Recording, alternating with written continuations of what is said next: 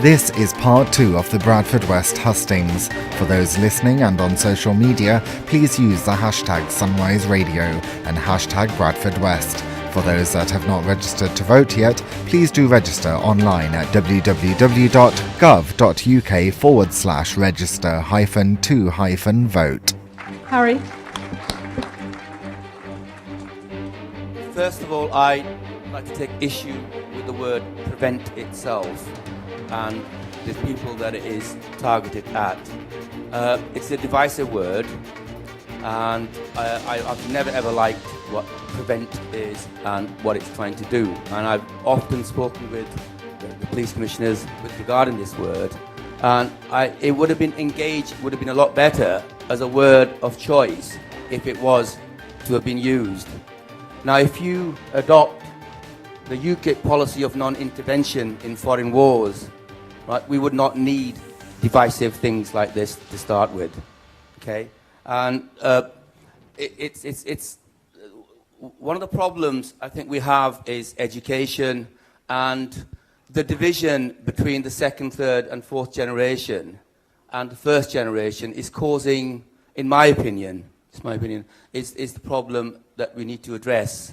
And if we can get that education gap closed, we'll get rid of this divisiveness against the Muslims. I think we just get out of foreign countries, foreign wars. We don't need them. We don't need to, especially in Muslim countries. It's always in Muslim countries we've intervened. Let's stop it. Let's have non-interventionist policies, and that's what we UKIP are advocating as well. Thank you. I'm going to take 2 very quick responses from the audience. Is there anybody who wants to come back? Please. My name's Nabil Hussain, Bradford West constituent. I was also part of the Bradford West Hustings 2012. Prevent has failed. We all know that. Channel 7 project has failed, and so has Schedule project. Miniature projects of Prevent. They've all failed. They target Muslims, stigmatise and stereotype us within our community, and it's part of one of the questions that I'd like to put to all the candidates is that why is it difficult to ask difficult questions such as prevent and extremism? It's not Muslims only. It happens in all walks of life. I might come back to that later. This was a very quick response. Is there anybody else who wants to make a comment? Very quickly, please.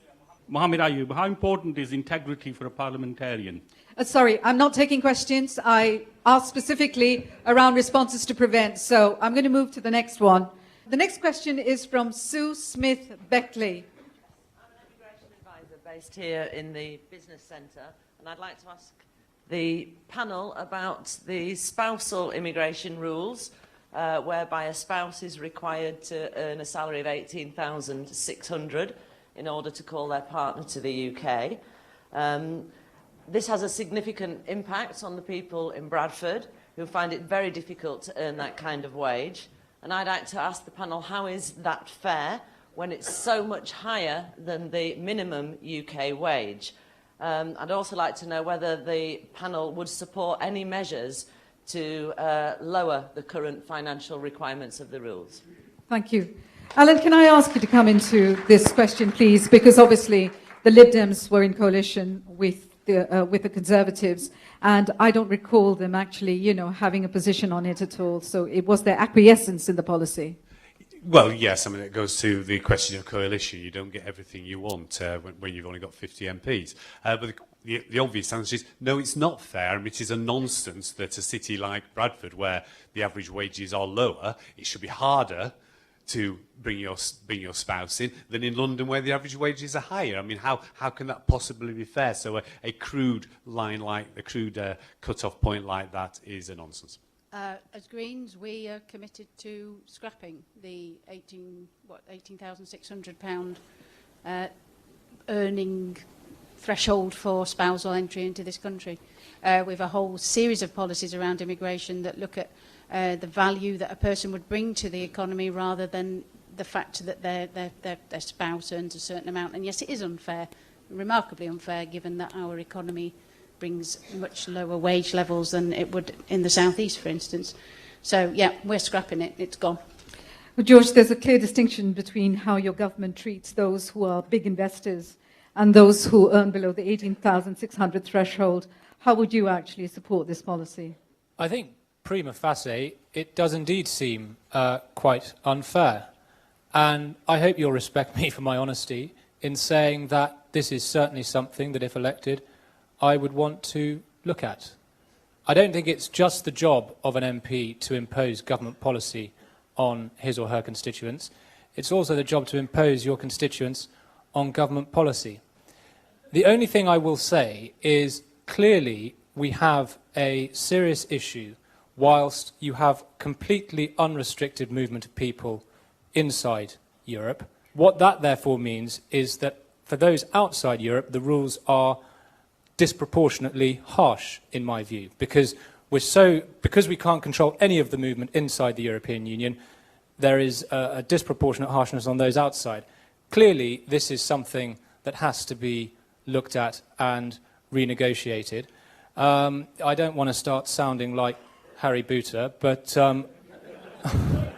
heaven forbid.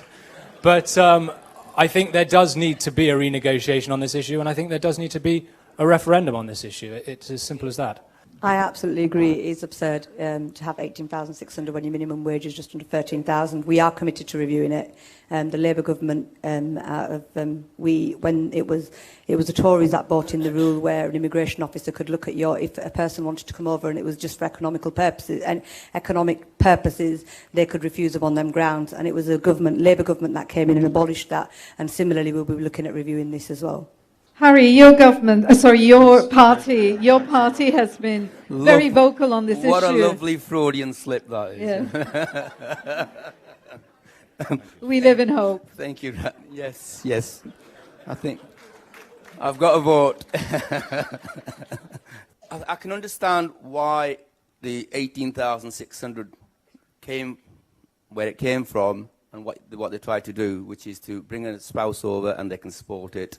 And that's the kind of level that you'll need. Now, I would work hard, when elected in Bradford West, to get this ridiculous figure annulled and abolished. Minimum wage should be the criteria at all levels, and UKIP's policy on no income tax on minimum wage should give 100% for that person that's earning the minimum is in their pockets. Now, what I think they tried to do was to say that look at the savings, look at the minimum wage, and then look at what the person's savings are. And that should be the criteria whether they can support their spouse or not.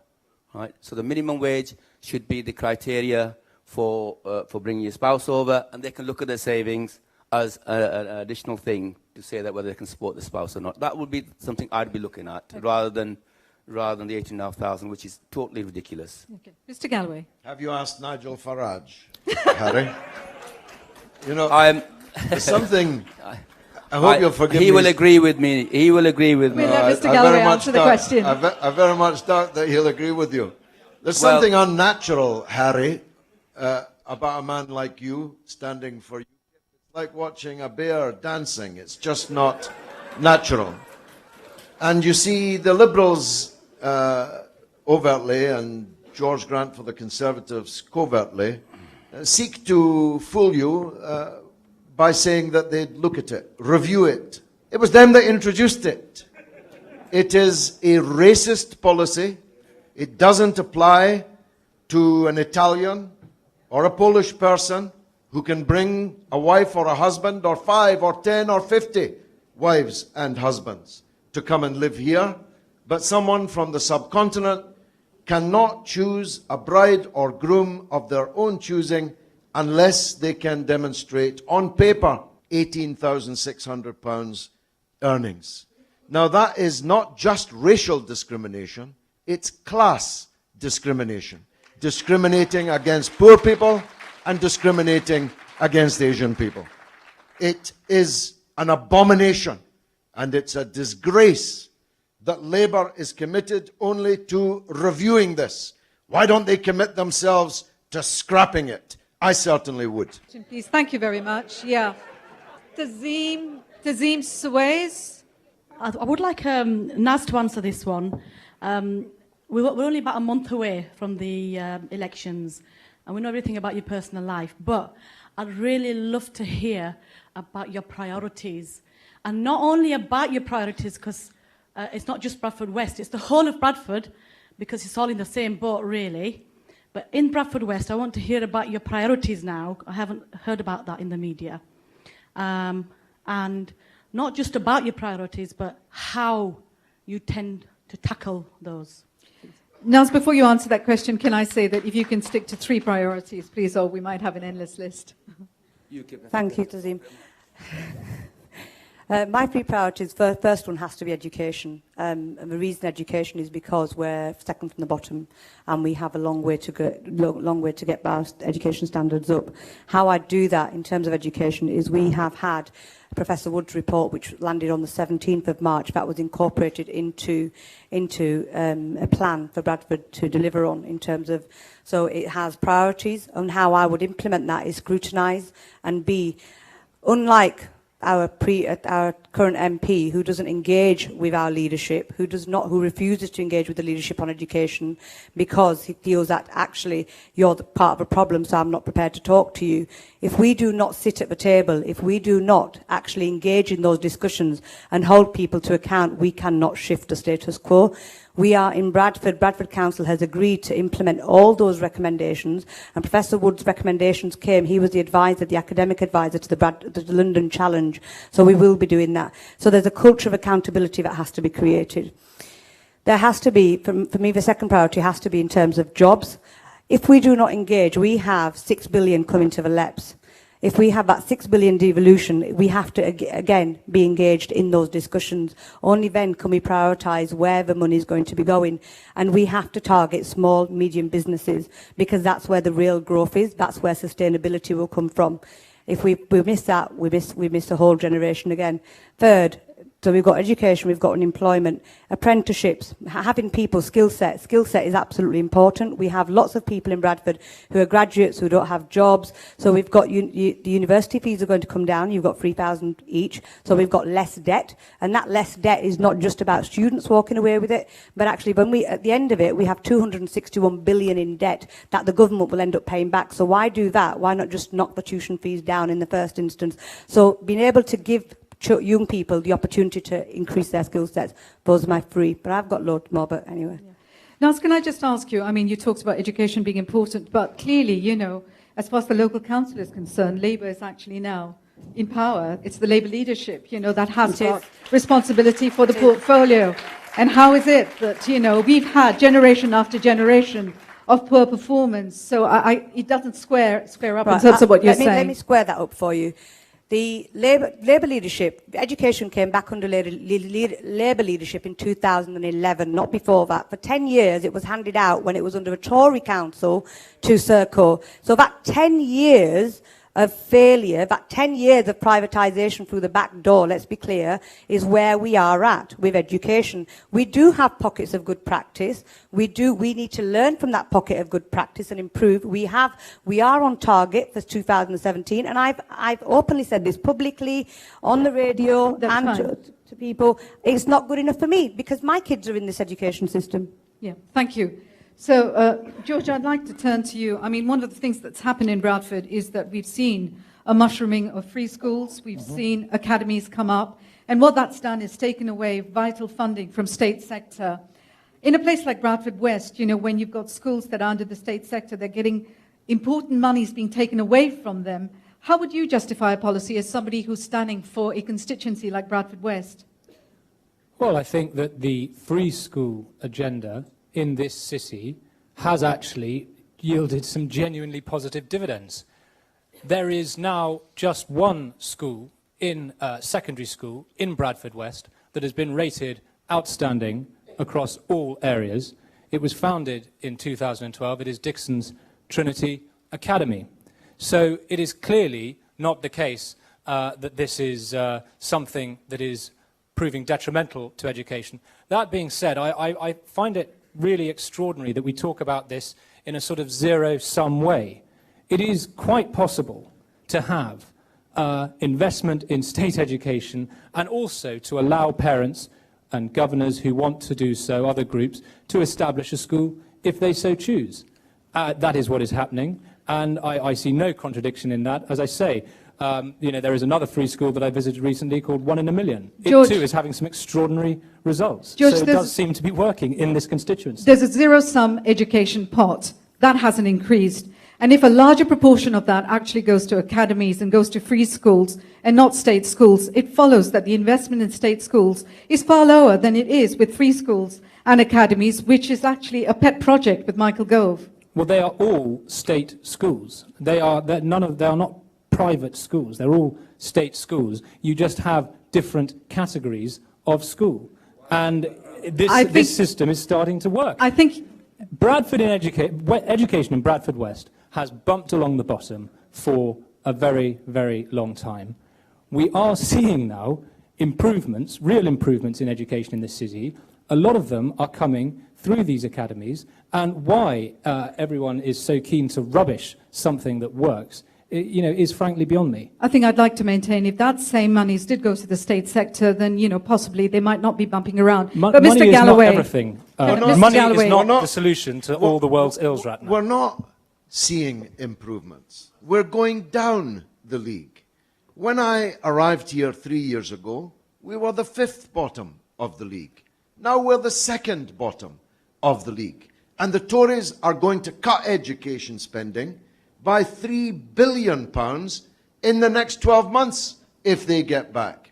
You can't cut education by £3 billion and expect better results. You don't need to be Einstein to work that out. But it's Labour that are running the schools in Bradford. There's no point in a Labour candidate saying that education's just not good enough here when it's her party that are running the schools. Now, when you're 2nd bottom of the Football League, the manager gets the sack if he doesn't have the grace to resign. But they never get the sack in Bradford. They never resign. The schools get worse and worse, and the same people keep on running them. And as for the 10 years of Serco, it was the Labour government that introduced Serco running schools. The government of Tony Blair and Gordon Brown. So Labour are trussed up like a turkey in this.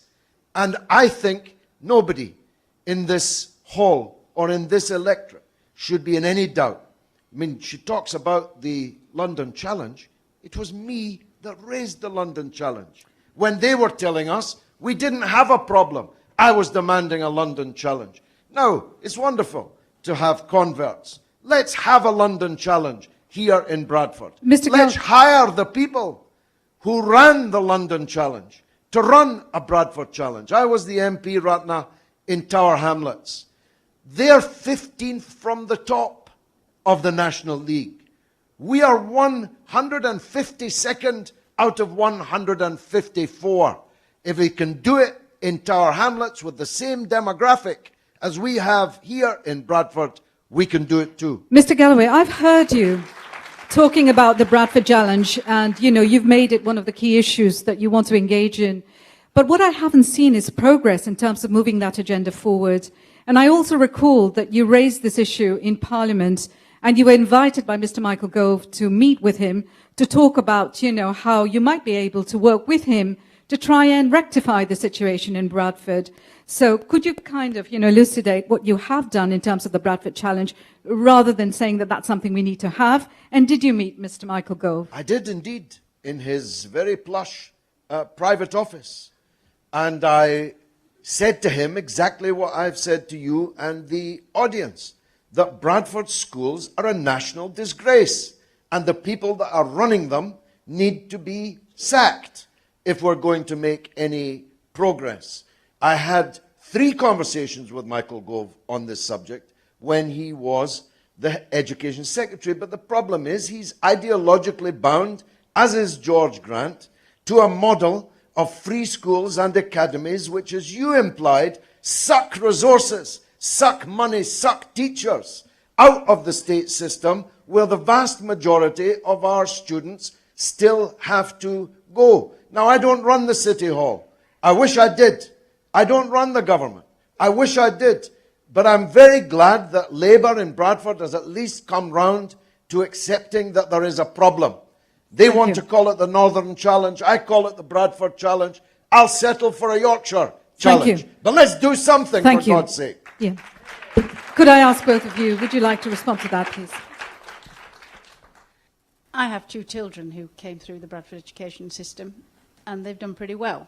There are pockets of excellence. I don't think we should blanket the whole city as having failing schools. We have young people who are not getting an education that is 21st century standard. We need to understand why that is.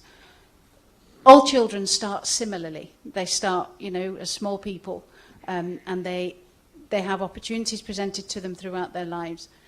We need to start early. We need to be looking at preschool education. We need to be getting to understand how the young person's mind works so that they can develop to their potential. And Naz mentioned things like apprenticeships. Not everybody's academic. We know this. In the Michael Gove's world, everybody can be a PhD student. That's not possible. Apprenticeships are important for the kind of people who have practical skills. We do have apprenticeships in the city. They're not well publicised. That is part of the problem.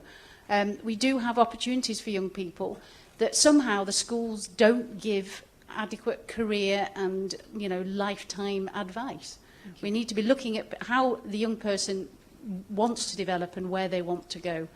Yes, education in Bradford has its issues, but there are solutions out there. Thank you. Alun.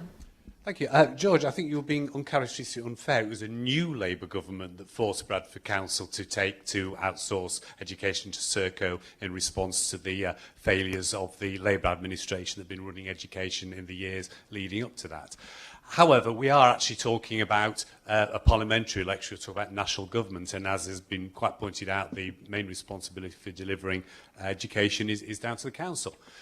George, money isn't everything, but it's important. It is well known, obviously, all the research shows that what really makes the difference, what really brings this quality of education up is the quality of the leadership in the schools, and what we have to do most of all is to attract good leaders, good teachers, good head teachers into our schools. But money is important. 5 years ago, I was asked what was my most important priority for the election, the LibDem policy 5 years ago, and I said it was a pupil premium. It was a system which means that actually places which are economically deprived, which have historically suffered from lack of investment, schools in those areas where pupils are coming from economically deprived backgrounds would get more funding. The pupil premium has come through, and as a result of that, schools in Bradford have got more funding in line with the element of deprivation the pupils they're dealing with.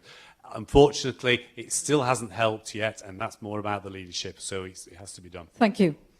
Celia has just mentioned that she has 2 children going through the Bradford education system. And let me tell you that I went through that Bradford education system as well, from the age of 12 to the age of 16. So 4 years of education I've had in Bradford schools. And that 4 years of education in the 60s and 70s has led me to sit here in front of you right now, standing for a Member of Parliament. That must have been some education system, okay? So why do we not look at, you can laugh, well, I think the laughter says something that there's no understanding going on, but I do respect whatever you find funny. But what I'm trying to say to you is that system worked. It worked. I'm here because that education system worked. We've lost it over the years with the consecutive governments dragging it down. The education secretaries trying to make a name for themselves have chipped away, got rid of our grammar schools. The fantastic foundations we had for education have all been destroyed by consecutive governments of all colours, right? We need to go back to the models we used to have that used to work. Let's bring them back. Let's educate our children so they can be sitting here in a few years' time in front of you. So, Harry, as I recall, the model that Nigel Farage actually is enamoured of is grammar schools. Is that something you support? Yes, I support grammar schools, absolutely. Okay. I just wanted to clarify that. Yeah. Yes, we are grammar schools. Yeah, okay. Very quickly. Sorry, just going back to my question. This has been happening for the last 15, 20 years. And there's always these reports that are coming out. But actually, nothing really happens. Like George said, things are on the decline. But just going back to your comment, Celia, about your 2 children doing well. In a certain school, if the attainment and achievement levels are, let's say, 30% of children attaining grade A to C, I'm not interested in that. I'm interested in the 70% of the children that are failing. And that's what's happening in our schools. We're not to look at those that are achieving, because that's a very small number. I'm looking at the 70 or 80% that are failing. And my question is, why is it failing? And why is something not being done about it? Something needs to be done about it, and soon. And practical things need to be put into place. Not just saying that so-and-so's sent a report and we're going to act on that. It's not good enough. Thank Sorry. you. You made your feelings known. And I think many people actually share that in terms of concerns about where Bradford is in terms of the education league tables. Can I ask Nadeem Murtaja? Yes, can you ask your question? I believe this is very specifically for Mr. Galloway. Hi, George. Your record as a parliamentarian in the House of Parliament is actually quite poor. I did some research, and you only attended 4 debates last year, while David Ward, who actually lobbies on similar issues to you do, attended 42. Your voting rate was only 11.9%, while David Ward's was 65%. You earned in excess of 265k, which arguably makes you about the 3rd highest earner in Parliament. You're also quite busy in terms of developing international relations, including potentially, and some might even say, developing a media career. Can I just ask you, looking back in hindsight and actually reviewing your term in office, do you think Bradford constituents deserve better?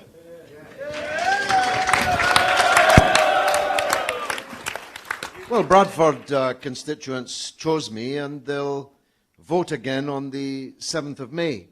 Unfortunately, your research didn't quite go far enough. It's simply untrue that I attended 4 debates. I spoke 12 times in Parliament in the last week before we broke up. That's 12, 1, 2, 12 times in the final week on the London Transport Bill, on the issue of privatisation. My speeches in Parliament are watched all over the world. So your research wasn't, may I suggest YouTube?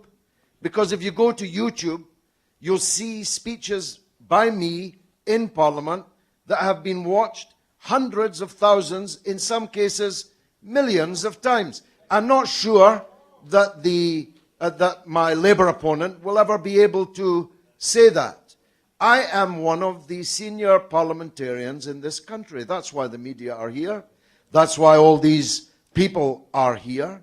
That's why I believe I'll be re-elected on the 7th of May. Because people want a parliamentarian to represent them, not a community activist or a councillor, or in this case someone who's never been a councillor or even tried to be a councillor. I think people want a person with international relations. They're watching this contest from Manhattan to Gaza, from Mirpur to Baghdad. They're watching the result of this election all over the world, and you know it. And you also know who'll be dancing in the streets were I to lose and who will not be. So George. I stand before you as someone who is recognized as a parliamentarian of note, as an orator and parliamentary debater of note, and I'm putting myself at your disposal. Of course, if you want me to go, of course I'll go, and you'll be left with her for the next 25 years. Mr. Galloway, I heard what you said, but I think I wouldn't want you to belittle Nadeem's point. I think the point that he's trying to make is that if you effectively have a busy press and media life, given the issues that Bradford West has, isn't it right that you ought to be spending more time here in the constituency advocating for the needs of your constituents rather than, you know, kind of jetting about the world? I think that's what he's trying to say. I don't jet about the world. That's just not true. I don't jet about the world. I'm on television from London, talking about politics, about issues that affect every person in this room. That's where my media career is. Secondly, if I may, I'm in Parliament every single day. What you're referring to is voting. I can't vote in most votes because the choice is between David Cameron's motion and Ed Miliband's amendment, and I seldom agree with either David Cameron's motion or Ed Miliband's amendment. Thank you. That's the reason why you're able to make these false accusations this evening. Now, of course, Harry's in essential oils. I don't know what George is in. There could be people with business interests. I have no business interests. My business is politics. Political TV programs, political radio programs, political books, and political journalism. Thank you. And I think most of you have enjoyed them Thank over you. the years. I'm going to take three very quick comments to what you just heard George say. The guy in the blue in front here, you've been putting your hands up. The guy behind you, down here and down here. Very quick comments, please. Hi, George. If you remember me, I actually did your campaign tune the last time you were standing in Bradford. I mean, you said that obviously a lot of press are here because, you know, you're a senior parliamentarian. I don't think it's the case. I think you're more like a travelling circus, which is why, you know, a lot of press tend to gather around you. Thank you. Thank you. Thank you. The person behind, please, and I'll come to the other two. Just for everybody's information, George Galloway has attended over 140 weekly surgeries, helping over 4,000 constituents since 2012. Sorry, and you are? Nazreen Khan. Sorry? And Nazreen Khan. And are you with the party? Sorry? Are you with Respect? I'm with Respect, yes. Okay, fine. Can I finish, Ratner? Thank you. No, I didn't stop you. I just wanted to be very clear. Okay. Because I did ask people to introduce themselves, so, you know, Sorry, it was very okay. specific.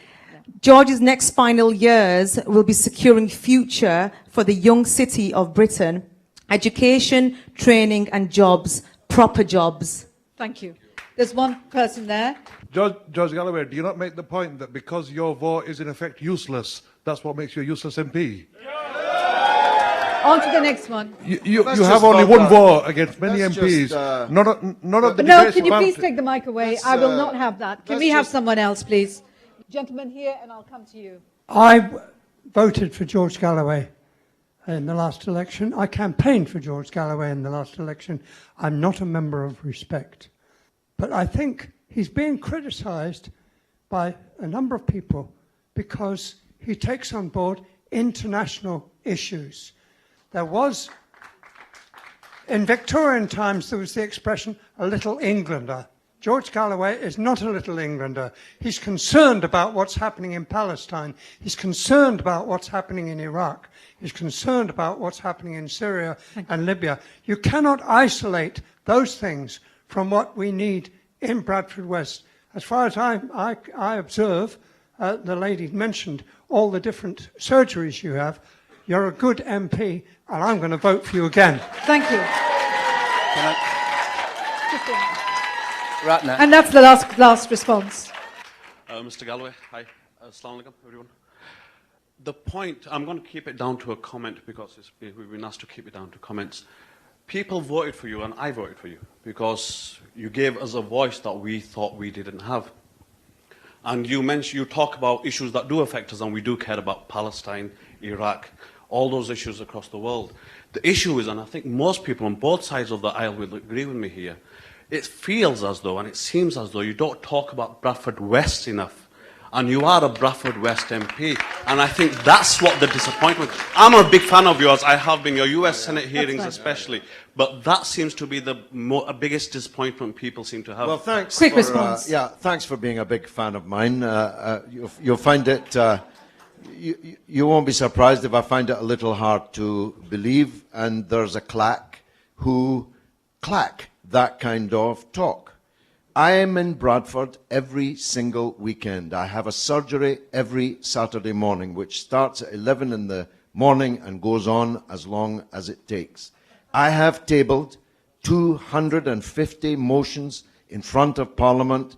The great majority of them That's in 3 years, by the way. That's more than any other MP in the whole country, by the way. That's more than all the motions tabled by the other Bradford MPs put together, by the way. Thank you. I have a record, local, national, and international. And of course, I make the point again. Clearly, you're not going to support me. I promise you, many thousands are going to. I'm going to win this election and win it big. Thank you, Mr. Galloway. Right. The next question that we have is from Mr. Amjad Pervez, who's a businessman. Can we please... Good evening. I would like him to be able to ask the question, please, because it is an important question for Bradford. How will our candidates create an ecosystem of education, health and enterprise, working through local, regional, national and international institutions to ensure that every citizen is empowered and hence less dependent on the so-called effective leaders? Thank you. We have spoken a lot about education, so if you could just leave education for now and talk about health and enterprise. In fact, I'm going to ask you to talk about enterprise in the context of Bradford. Could I ask you to start, please, Celia?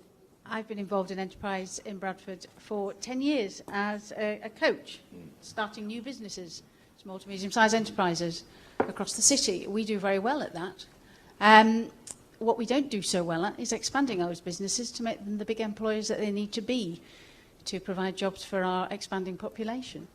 And again, I think, Mr. Fez, it comes down to leadership and it comes down to communication between political parties, enterprise, the council, all need to work together to persuade the LEP that we are a place worth investing in, to give our small businesses the opportunity to grow and thrive. We've had all sorts of different programmes to do that kind of thing. They've not always succeeded, and we haven't always learnt the lessons. And I think we need to reevaluate the kind of businesses we want to attract. We have the digital corridor down the Saltaire Valley, which for a while thrived beautifully, and one or two big businesses moved out, and that seems to have died a little. And maybe we need to go back to those basics and say, what do we actually want our business community to focus on? It's worked well in other areas of the country. It's difficult to say what Bradford is about in today's world economy.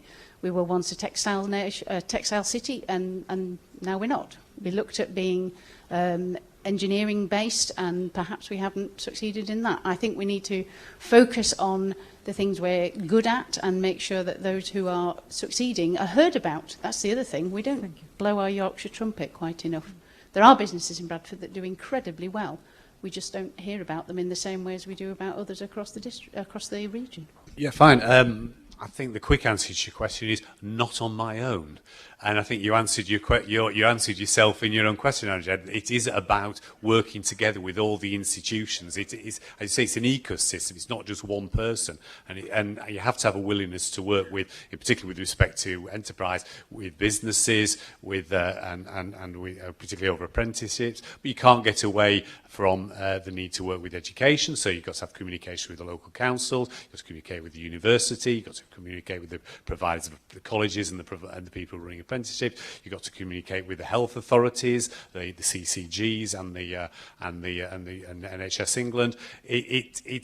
You made the point exactly in your question. It is about looking at all those people who have to work together. And I think an MP on their own can't do those things, but possibly what an MP does have is a great privilege, is the ability to, in a sense, hold the ring to actually to be listened to and to communicate with all these different organisations, all these different people, and bring them together and make them work together for the good of Bradford and Bradford West.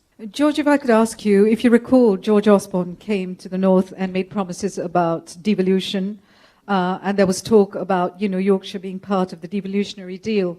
But what we saw was that Manchester was the city in the north that was hailed in terms of northern devolution, and the promises that we were given, were kind of downgraded. How can we achieve the enterprise that Amjad talks about when we have been left, as second rate to Manchester in the devolutionary deal?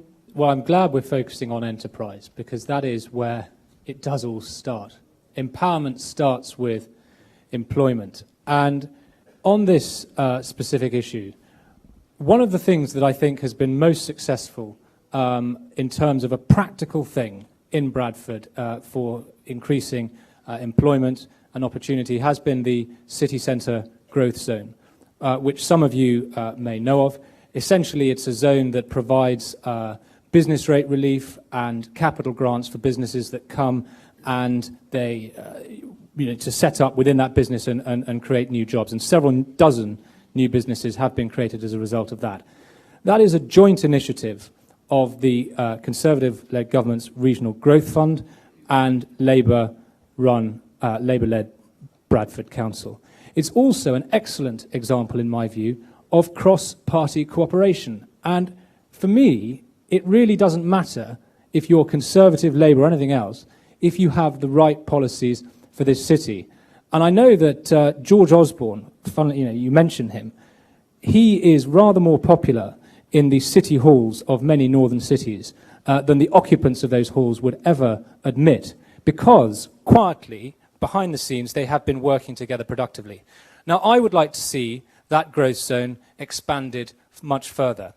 I would like to see, for employers who pay their employees the living wage, they would have further reductions complete exemption from business rates, reductions to their employer national insurance contributions to pay for it. So you're having real paying jobs. And I think we need that sort of radical creative thinking. So that is something specific that I would certainly campaign for as your MP. I think it's an exciting idea. And as I say, I hope I'd have your support in it.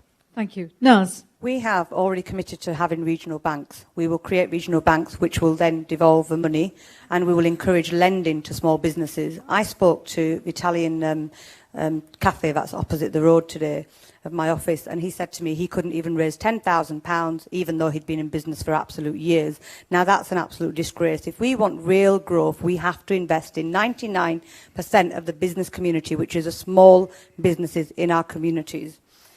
What I would do is actively lobby and scrutinise. It's not good enough just to have the policies. We have to hold people to account. People who know me, I have taken on the regional government on issues. I am very, very issue-led. If we do not hold people to account, if we do not engage at the table, we will not get a slice of that cake. If we create a creative toolkit for young people to get engaged and skill them up, we can then have young people that prosper. When young people prosper with skill sets, families prosper. When families prosper, communities prosper. Only then we have economic development which is actually sustainable on a long-term basis. So we have to engage with regional structures. We have to shout louder. I agree with Celia totally. Bradford has been the little brother to the big brother of Leeds, not just Manchester and other cities, and it's about time we fly the flag higher, not just in Parliament, but within regional structures too.